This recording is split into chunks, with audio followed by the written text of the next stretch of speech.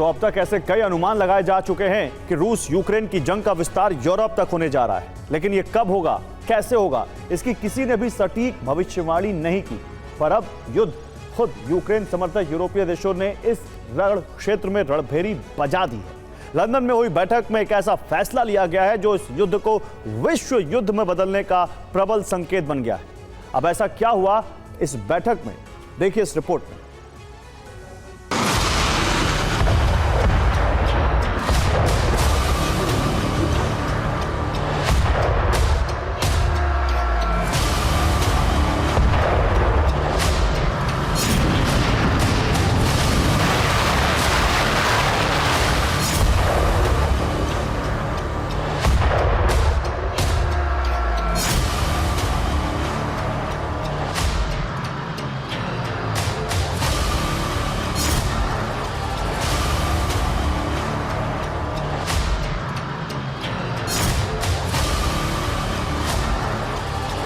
Ukraine की धरती पर बरस रही बारूदी तबाही को रोकने के दो ही रास्ते हैं, या तो रूस की शर्तों को मानकर युद्ध विराम की दिशा में बढ़ना या फिर यूरोपीय सहयोगियों से मदद लेकर जंग लड़ना।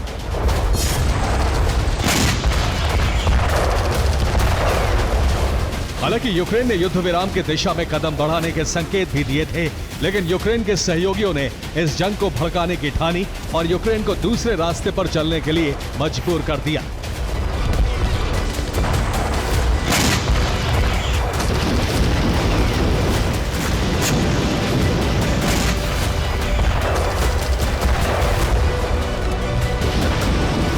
लेकिन जंग में जीत का पैमाना सिर्फ हथियार जुटाना होता तो रूस अब तक इस जंग में जीत अपने नाम कर चुका होता।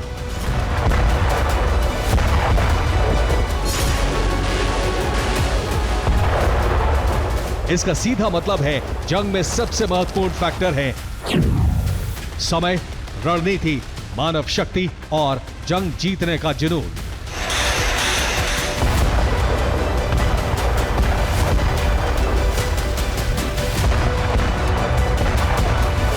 हालांकि रूस ने सभी फैसले इन्हीं तथ्यों को ध्यान में रखते हुए लिए हैं, जबकि यूक्रेन हमेशा से सहयोगियों का मोहताज रहा है, खासतौर पर अमेरिका में सत्ता परिवर्तन के बाद।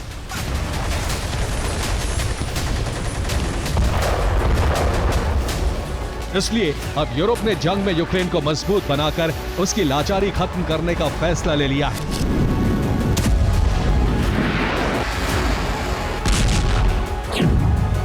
यूरोप का बड़ा फैसला, रूस से करेगा मुकाबला।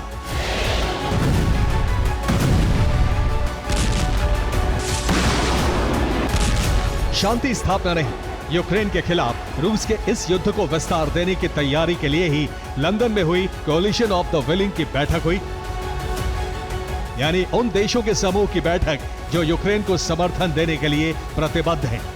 और इसी प्रतिबद्धता को निभाने के लिए दो बड़े फैसले किए गए हैं। पहला फैसला है यूक्रेन में यूरोप की सेना को उतारना, जबकि दूसरा फैसला है यूक्रेन को हथियारों से संपन्न बनाना।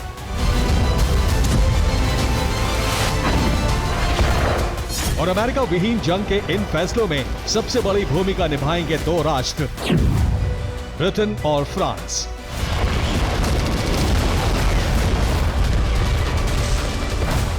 इसकी भूमिका बढ़ने की वजह सिर्फ हथियार निर्माता के रूप में स्थापित देश नहीं है, बल्कि यही दो देश हैं जो रूस के खिलाफ इस जंग में अब रूस के खिलाफ संयुक्त मोर्चे का नेतृत्व करेंगे।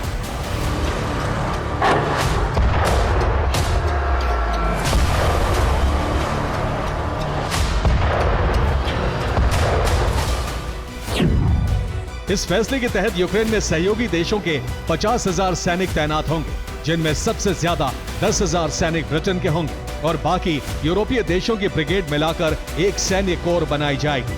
और ये सभी सैनिक किसी भी बड़े युद्ध में तैनाती में सक्षम होंगे। यही नहीं, इस बैठक में हथियार हासिल करने के लिए यूक्रेन के रास्ते भी खोल दिए गए हैं, यानी ब्रिटेन और यूक्रेन ने एक रक्षा समझौता कर लिया है।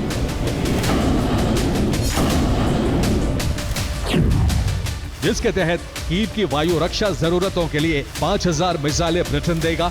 ये सौदा 2.5 बिलियन पाउंड यानी 2 खरब 90 अरब रुपए से ज्यादा का है, जिसके तहत 19 वर्षों तक यूक्रेन को मिसाइलों की आपूर्ति होती रहेगी। वहीं दूसरी तरफ फ्रांस ने उन्हीं घातक मिसाइलों का यूक्रेन के लिए 15 वर्ष बाद उत्पादन शुरू कर दिया है, जिसके जरिए यूक्रेन ने रूस के अंदर तक प्रहार किए हैं।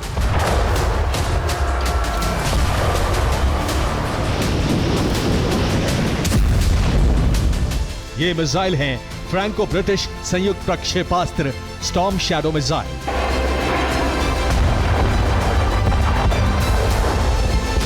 लेकिन सवाल यह है कि आखिर क्यों 15 साल बाद इस मिसाइल का उत्पादन शुरू करना पड़ा? इस सवाल का जवाब भी जान लीजिए।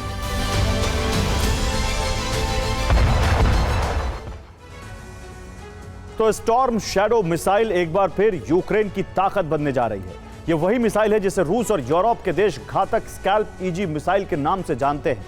इसकी सबसे बड़ी खासियत यह है कि स्टॉर्म शैडो एक क्रूज मिसाइल है जो रूस के रडार की पकड़ से बाहर है। यही नहीं, इसे और भी खास बनाता है इसका एयर लॉन्च प्लेटफॉर्म। और इस मिसाइल की खूबी यह भी है कि स्टॉर्म शैडो मिसाइल किसी स्थिर टारगेट जैसे बुनियादी ढांचे को तबाह करने में सक्षम है। खूबी सिर्फ यही नहीं है, स्टॉर्म शैडो की विशेषता इसकी बनावट, इसका वजन है जो कि 1300 किलोग्राम, जबकि इसका 450 किलोग्राम का वॉरहेड और टारगेट को पूरी तरह से ध्वस्त कर सकती है। यही नहीं, यह मिसाइल 500 किलोमीटर से भी ज्यादा ऑपरेटिव है और अपने लक्ष्य तक यह दूरी स्टॉर्म शैडो मिसाइल 1163 किलोमीटर प्रति घंटे की रफ्तार से तय करती है, जबकि इसे हवा में ही मूवमेंट के आदेश देते हैं इसके guidance system GPS, INS, IIR और टेरप्रॉप। तय है कि यूक्रेन को अगर स्टॉर्म शैडो मिसाइल सप्लाई हुई तो रूस के लिए चुनौती बढ़ जाएगी और यूरोपीय देशों के फैसले युद्ध की दिशा भी बदल सकते हैं। लेकिन क्या रूस से टकराने के लिए इतनी ही तैयारी काफी है? क्या यूरोपीय सेना के जंग में उतरने से रूस का पक्ष कमजोर हो जाएगा? इन प्रश्नों का उत्तर है नहीं। तो फिर तैयारी किस स्तर पर है, इसे भी जान लीजिए। नेटो देशों ने यूरोप की फ्रंट लाइन में रक्षा कवच बनाने की तैयारी कर ली है। इसके लिए कम दूरी की मिसाइलों से बचने के लिए आयरन डोम डिफेंस सिस्टम हासिल किया जाएगा। इसके अलावा रोमानिया राफेल प्लेन के लिए समझौता करने जा रहा है और स्लोवाकिया ड्रोन इंटरसेप्टर सिस्टम को तैनात करने की तैयारी कर रहा है।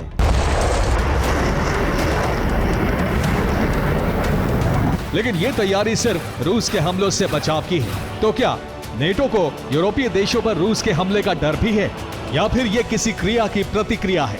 इस सवाल का जवाब रूस की गतिविधि से मिलता है।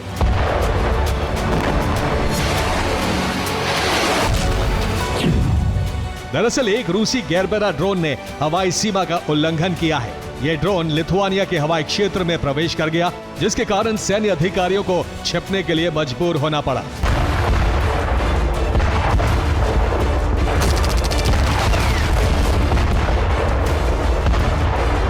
हालांकि ये ड्रोन बेलारूस की सीमा के पास ही गिर गया, लेकिन इस घटना से नेटो ने मान लिया है कि रूस ने यूरोप के खिलाफ मोर्चा खोल दिया है।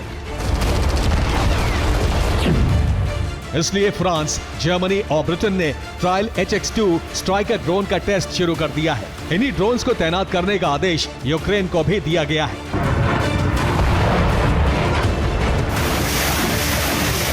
तो वहीं जर्मनी ने भी रूस के खिलाफ युद्ध की तैयारी को आकार देना शुरू कर दिया है। तो क्या जेलेंस्की ने अमेरिका से मदद की आस छोड़ दी है? क्या यूरोप बनाम रूस की जंग में ट्रंप कोई योगदान नहीं देंगे? यानी रूस के खिलाफ अब संयुक्त मोर्चा मजबूत हो रहा है, जिसमें नीदरलैंड्स, इटली जैसे देश भी यूक्रेन के समर्थन में जंग के लिए तैयार है। इसलिए सभी देशों की भूमिका निर्धारित की जा रही है। Bureau report, TV9, Bharatvarsh.